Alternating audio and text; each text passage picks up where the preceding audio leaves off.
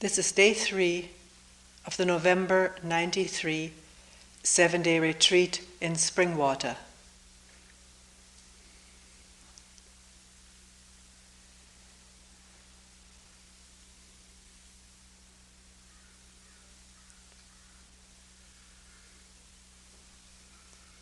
Before taking up our question on meditation, which we briefly mentioned at the end of the last talk,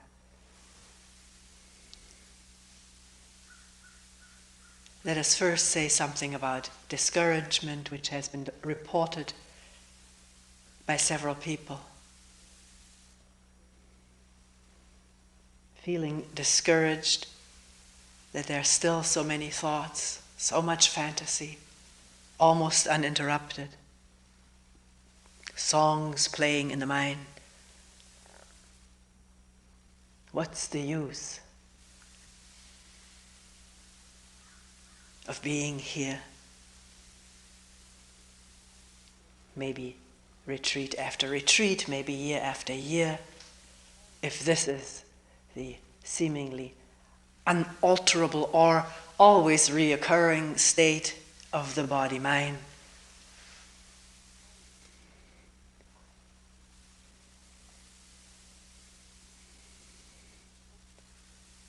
And of course, thoughts about the hopelessness of my case. What's the use? Comparison either with other people who seem to be better at this, or comparison with myself during another retreat where things were open and easy and joyful. Create a mood in the body and mind.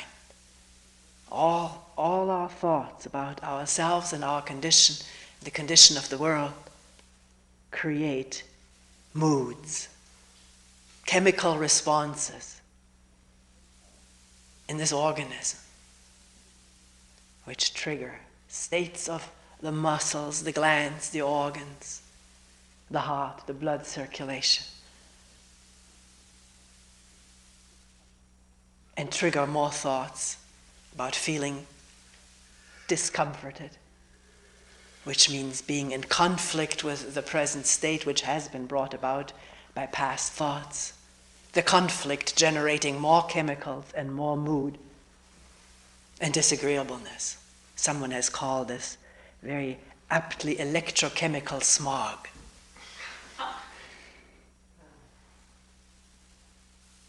Created in the body through thoughts and assumptions and conclusions, imagery, comparison, whatever, all contributes to creating it.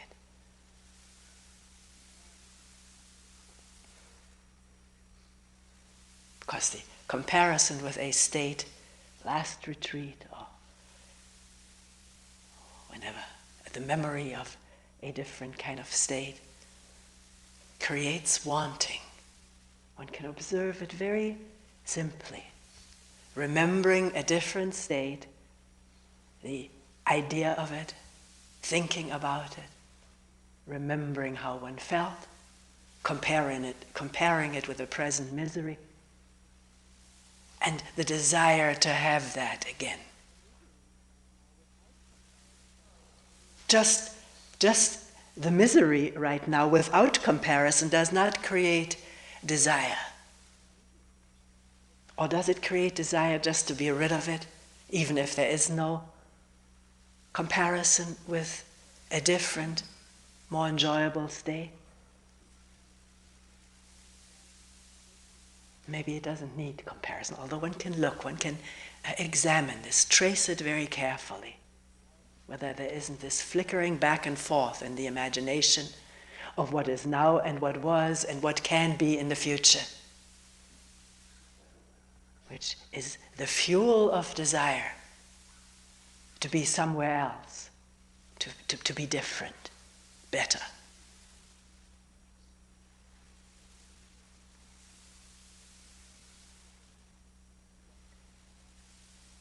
And then the inability to get what one wants, because desire itself creates also electrochemical smog, wanting, which is not nowness. It is the image of something else, the comparison, and the frustration with not getting what one wants, anger at oneself, maybe self-hatred, envy of others, depression about one's hopelessness.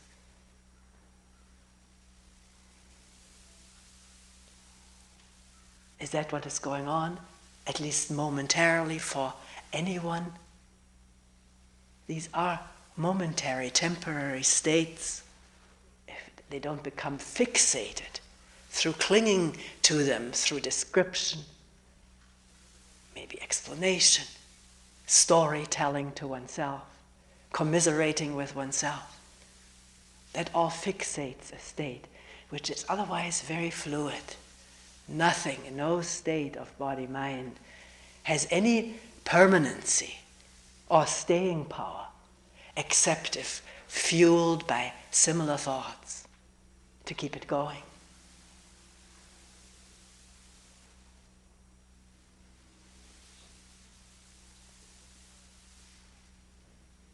So, someone will say, well, I have no power of these thoughts which keep fueling the present state of discomfort, discouragement. They just keep coming.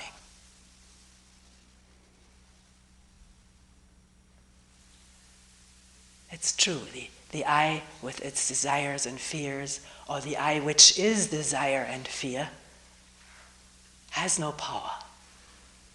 It can only add to confusion, misery, or distract itself with pleasurable fantasies or pleasurable actions, but has no power to change itself, because it is made up of thought and memory and hope and discouragement and encouragement. That is all the ingredients of meanness.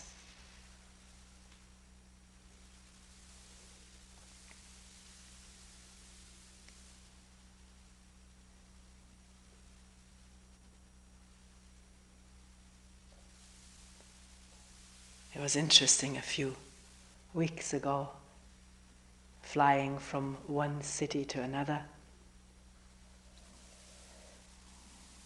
All cities these days seem to be enveloped in smog, some more than others. But approaching a city, the air looks different, denser, pinkish, yellowish, grayish. And out of a bright blue sky with perfect clarity, because this is how high airplanes fly these days, there's a slow descending, first into white clouds and then into this smog.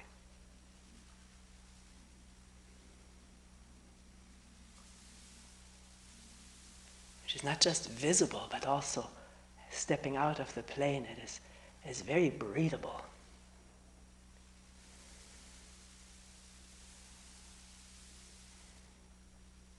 Generated by all of our multitudinous activities, manufacturing, burning, driving, creates this smog enveloping the city. And coming into it and wondering about whether this has always been this way, I remembered that as a child, 50 years ago, I grew up in a city with smog. It was already there. I grew up in the city of Leipzig, which today is about one of the most polluted cities on the continent, because lots of coal being gotten out of the earth, burned, used, and industry, but particularly the burning of coal.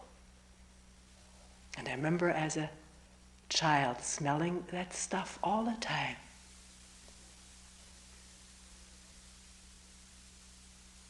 We had sunny days. It was not clouded all the time, but the sun would never quite show. It got lighter on those days. And when it got lighter, there was joy in the heart, particularly if it was a free day on which we were allowed to walk to the zoo through the park on a sunny day, which wasn't quite sunny, and the smell was with us. I didn't evaluate it at the time. I even remember that if we went to the mountains during vacation time, we usually went for 5 weeks. In the course of 5 weeks, I got very homesick. And as the train rattled back into this huge station, we got out of the train, there was that old familiar home smell. It didn't feel noxious at all. It was home.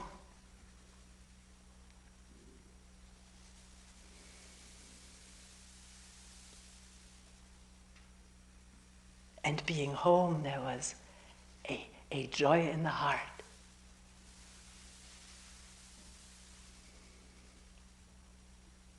So now, where are we getting with all this storytelling and analogizing? Can there be joy? Can one be home in the midst of the electrochemical smog of the mind and body?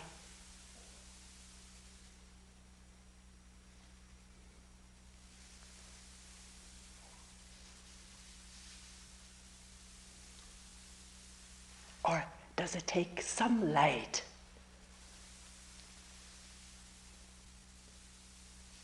Some lighting up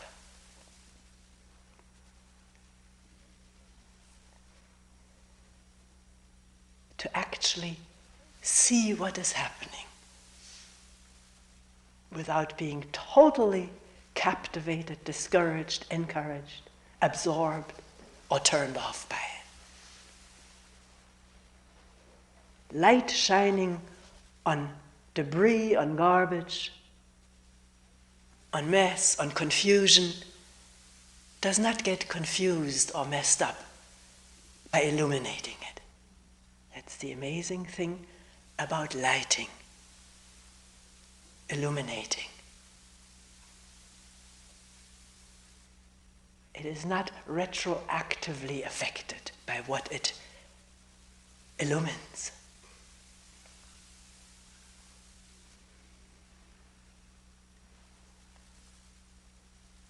So, is it possible in the midst of discouragement or confusion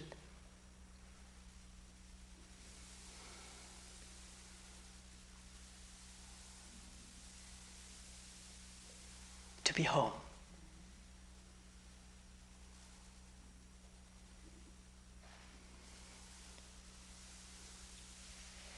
I want to be sentimental, not create sentimental smog. To allow it to be this way in a light, fluid, non-fixating way. Because this is how this whole universe, this whole life universe is. It is fluid, changing, not to be arrested, not to be fixated, except in our imagination, in thinking about it and reacting to it and believing our thoughts and reactions about it to represent the truth, which they don't. The way we think about ourselves is not the truth of what we are. It's a description full of imagination, full of the past, our past ideas about ourselves, and other people's evaluations of ourselves, which enter into our thoughts, and our thoughts enter into our perceptions about ourselves as being hopeless, or whatever. Each one can listen in, wiretap into the line, the storyline about ourselves, what we say to ourselves, about ourselves and the others and the world. It's all the creation of the past and of everything that has ever happened and been contacted. And that is what we believe is true. But it has nothing to do with this ongoing process of aliveness, which is ever changing, never the same, not knowing where it's going, not knowing where it came from. It's just happening on its own, and we're part of it.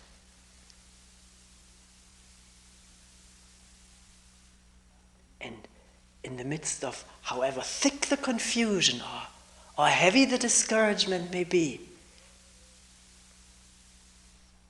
there can be the awakening of an awareness. Not of a bright, sunny, rosy state, but of what's happening actually. A direct intimacy, as we came to call it in one of our meetings. An intimacy with what is happening without identifying with it as this being me. What reveals itself is the human condition, heavily affected by human thinking and remembering and anticipating and evaluating. And it is discoverable, not just the condition, but the continued evaluating, the continued judging, storylining, headlining about ourselves. That itself can become transparent in the light of an unfolding awareness, which takes no position, takes no stand for or against. It just throws light on what is. Evaluation happens through thinking. And this thinking evaluation can come into light as it happens and as it affects the body, some more twinges, some more pain, some more tightness, or nausea, disgust at oneself, always intertwined with words about it. This, the condition and ourselves.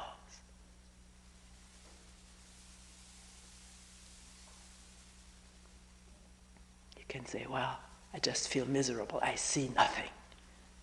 Everything is opaque. You talk about transparency, but it's not so for me. But what made you report about the discouragement? The feelings connected with it, the depression or the confusion. What enables us to report about it?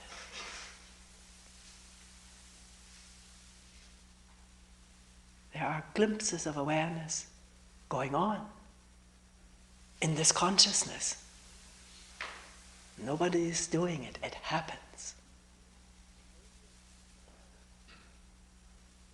But as we said in an earlier talk, rather than the sustained awareness of what's happening, there becomes great involvement, judgment, condemnation, or clinging to what it is that is being discovered. Or confusion, or clarity, a moment of clarity, so quickly thought grabs onto it, makes something of it, and wants to keep it as an idea. Because clarity is not keepable, it's not preservable. It is there on its own, without any of thought's doings, which means none of my doings. My doings is thinking and wanting and fearing of losing. These are my doings. But my turns out to be thinking, remembering, anticipating, creating time. And as the sun shines through the windows, there it is, the whole thing.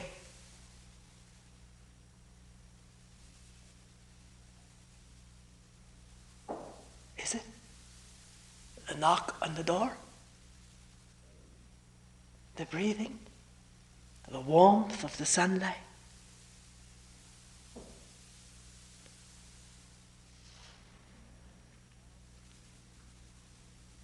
Thinking and the smog it creates throughout the organism is not the only thing that is taking place this instant in this universe. It is just one tiny little ripple on an immense ocean of life. And the concern and suffering is with that ripple enclosed in a capsule of meanness. My ripple. Woe me. Or lucky me. I don't have a ripple right now.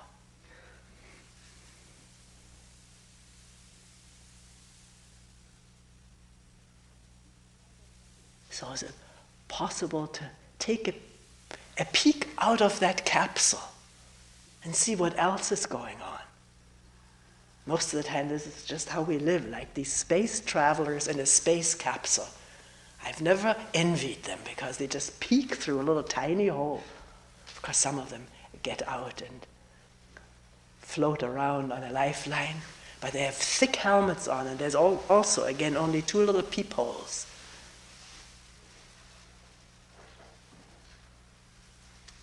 And most of the time, this is how we look out of very limited openings, very tiny ones. But we can also step out of the house altogether, step out of the capsule. Every day I step out of this house to take the walk, I'm amazed. I'd forgotten how it is outside when one is indoors most of the day. No walls. Everything is there, unenclosed, open, free to be smelled, seen, touched, and walked in as a living part of it.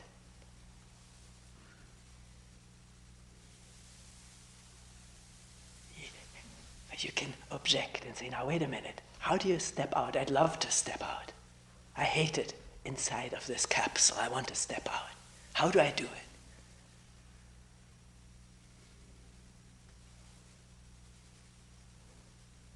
But you see, the whole capsule is our imagination. It's our idea that we live this way. It's the spinning of thoughts and ideas and remembrances and anticipations and all the emotions and sentimentalities that go with it, that spins that capsule. In truth, we're not encapsulated.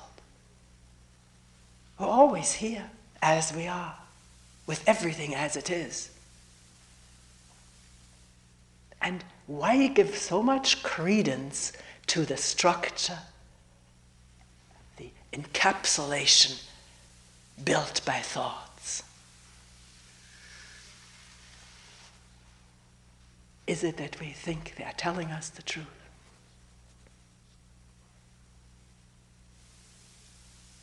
Can we question that assumption, not knowing whether it's true or not, but question it, not assume that everything we think about ourselves and our relationship with others in the world is telling us the truth? Maybe utterly distorted through our moods, which in turn are created by thoughts about ourselves, and that cannot tell us the truth about ourselves or the world we live in. There may not even be a world we live in the way we have thought it and everybody else around us thinks it all the time. And these thoughts creating this world in me as such and such or so and so. So what are we really, truthfully, this moment of breathing, of cawing, of sunlighting, of moving, of heart beating?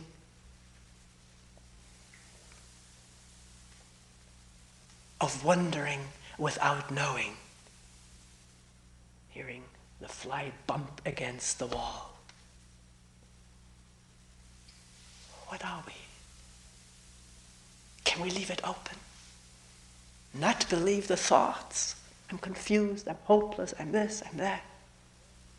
Allow these thoughts to have happened. Because the moment there is awareness, what is revealed is already the past. The thought that was and still reverberates in the memory. With its smog, which spreads very quickly over the body.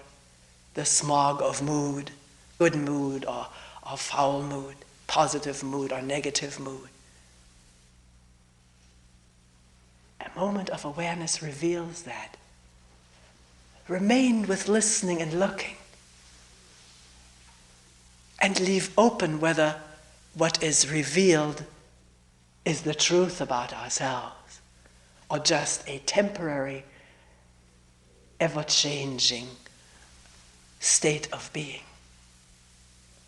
Like clouds, which if you try to fixate on a cloud, you can't do it. It changes all the time.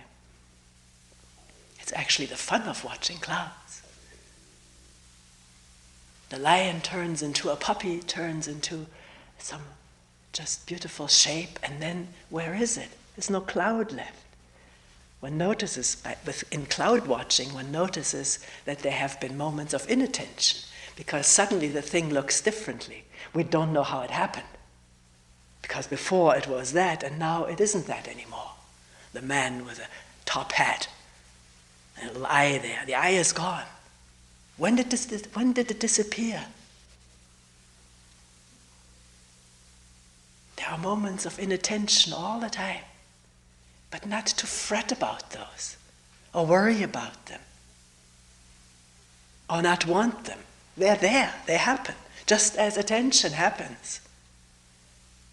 In this amazing and unexplainable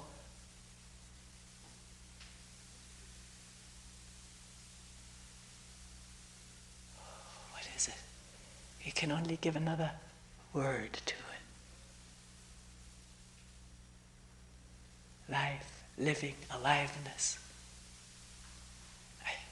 The words are, of course, maybe a person better facile with words could give better words, but the better words still don't describe or aren't the real thing.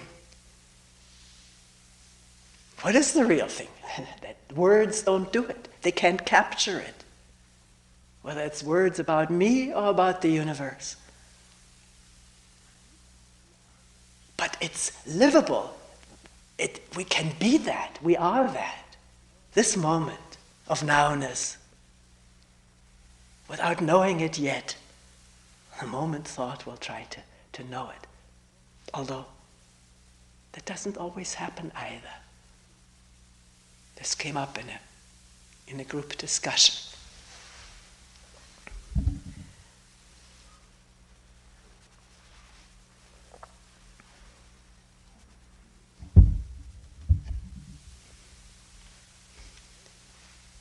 Someone saying, yes, but. So there is an opening and a feeling of freedom, not feeling separate from each other. No fear, no desire, hankering. But 5 minutes later, I'm back in the hamster cage, back wanting and fretting, fearing.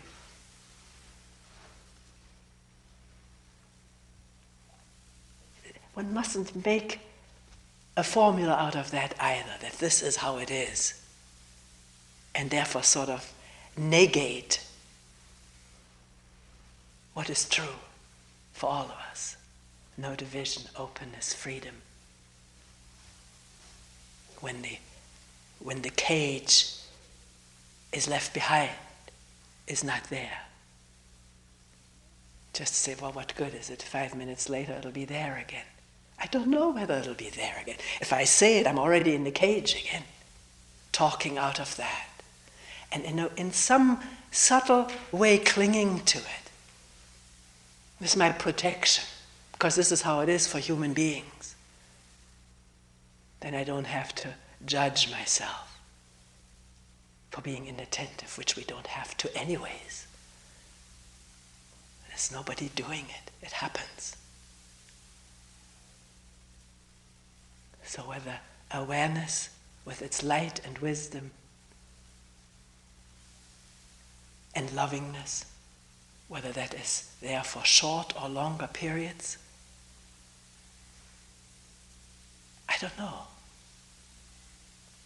I don't know whether it can be put into any kind of theoretical framework that is capturable. I know it does not just have to flicker on and off like the fireflies in the summertime.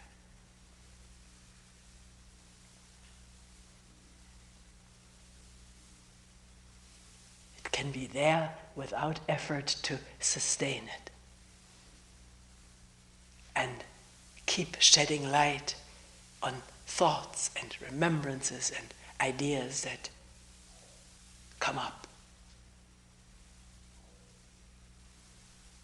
If the thought that came up doesn't capture the mind and body with its, whatever it is, fearful content or enticing content, if it is instantly seen with its enticing content or fearful content without getting stuck, then there's awareness, and it has revealed enticing or fearful thought coming and going in a very transparent way.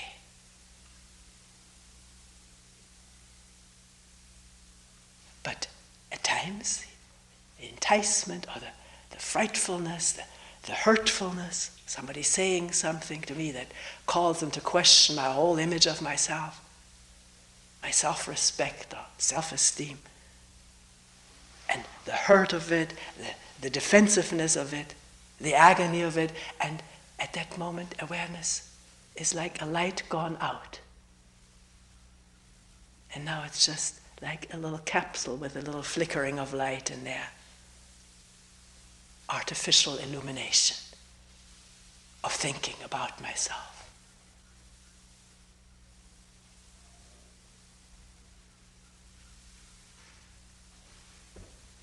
And if awareness dawns and sheds light on this capsule living,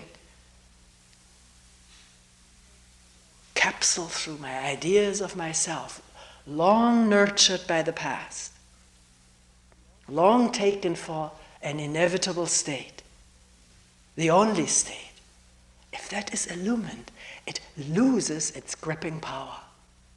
And there is an opening organismically, mentally.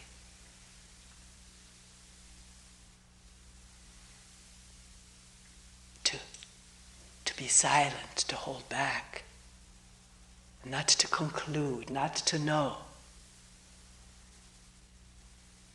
but to listen and look in freshness, in nowness.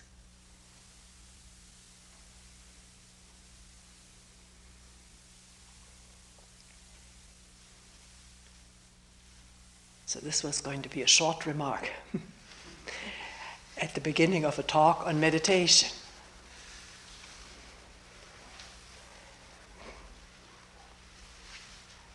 Because what we're describing, or have been describing, this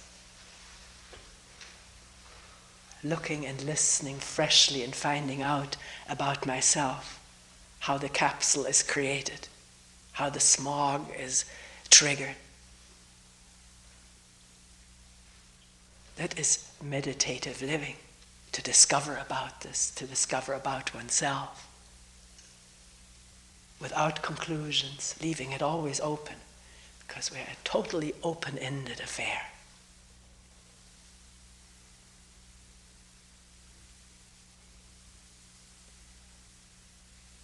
And this discovery is not tied or bound to any particular mode of being. It can dawn suddenly in the midst of work, what one just said, the reactions that it just provoked. And the effects on oneself and how one is about to respond to someone else who said something that hurt me. There can be sudden light on that, light and space. If it isn't, we proceed, or there is proceeding in the mechanical, habitual way. If there's light and awareness and space, there's time to look and listen to what's happening. And the habitualness of our response is interrupted, comes into awareness.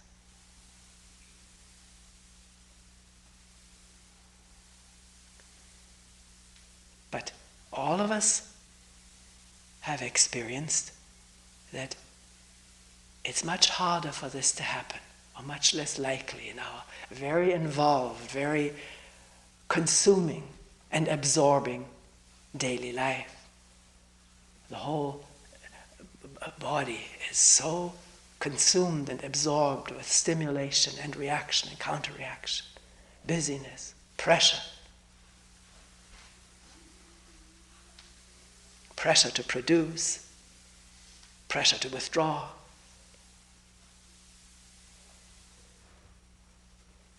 And most of the time we live and work in crowded spaces.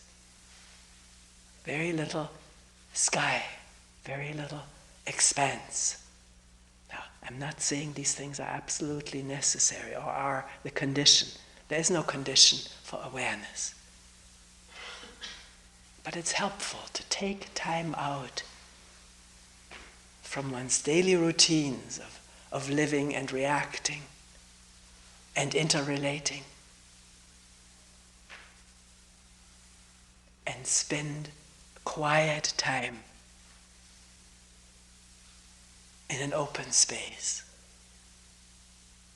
silently with other people.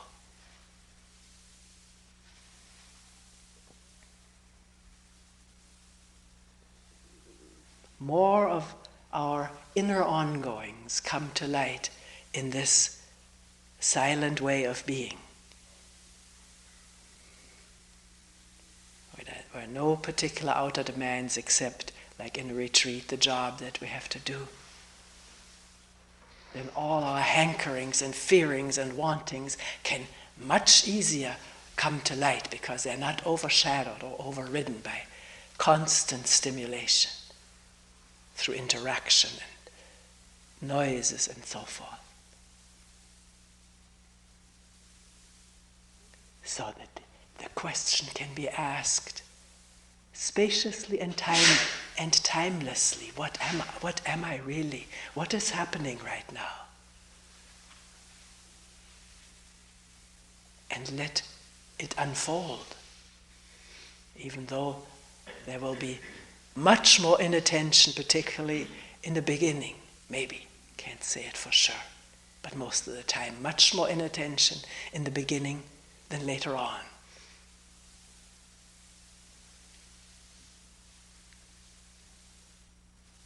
But inattention is no major calamity. It has happened to us since time immemorial. At a moment of attention, inattention becomes clear. Sort of having spaced out or faded out. Been mechanical. One becomes so aware of the mechanicalness of the brain, which keeps repeating a song ad infinitum, or some kind of a dialogue. A few people have told me they've been dialoguing all day long, sometimes all night long in one's dreams. So there's a very mechanical, automatic aspect to this brain. Isn't that interesting to discover? Because we thought it was the master of our will and could control what we want, which is not the true state of affairs. So what is the truth about ourselves? In a week of quiet being, sitting, walking, eating.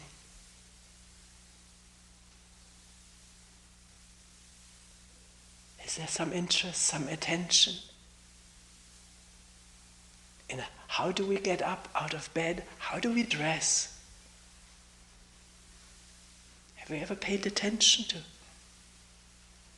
pushing a button through a buttonhole? Pulling up the socks, the shoes, or slippers? Combing the hair? Have you ever paid attention? Brushing the teeth? Not I must pay attention, but a curiosity about something that's happening all the time, but without attention, without light.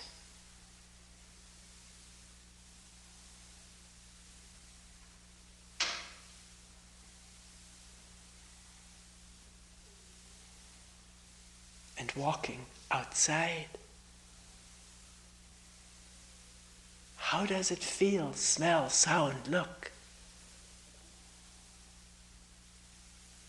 The footsteps in the squishy grass, the sound of moisture gurgling up. What does a tree look like without leaves? An apple hanging on a branch, or little droplets or snowflakes on the branch. What does it look like? Not, I get something out of it, that's the thought. But there's nothing to be gotten, it's there. We don't need to get anything, we have it all. All it needs is to open the eyes and be there.